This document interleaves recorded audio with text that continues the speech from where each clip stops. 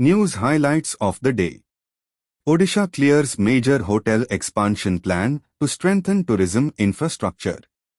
Regional airline FLY91 leases to ATR 72 to 600 aircraft from DAE expands network.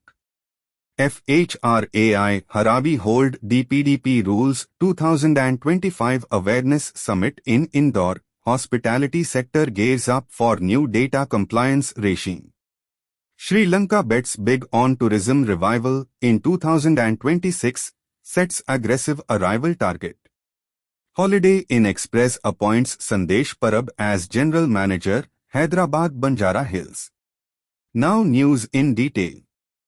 In a significant boost to Eastern India's tourism and hospitality sector, the Odisha government has cleared a large-scale hotel development plan aimed at expanding accommodation capacity across key destinations in the state. Indian regional airline FLY91 has leased two brand-new ATR 72 to 600 turboprop aircraft from Dubai Aerospace Enterprise, DAE, marking a key milestone in its network expansion strategy. The Federation of Hotel and Restaurant Associations of India, FHRAI, in association with the Hotel and Restaurant Association Western India, HRAWI, has successfully concluded an industry awareness summit.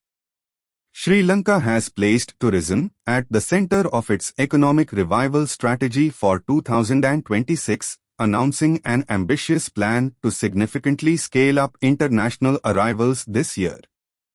Holiday Inn Express has announced the appointment of Sandesh Parab as General Manager of Holiday Inn Express Hyderabad Banjara Hills, effective October 2025.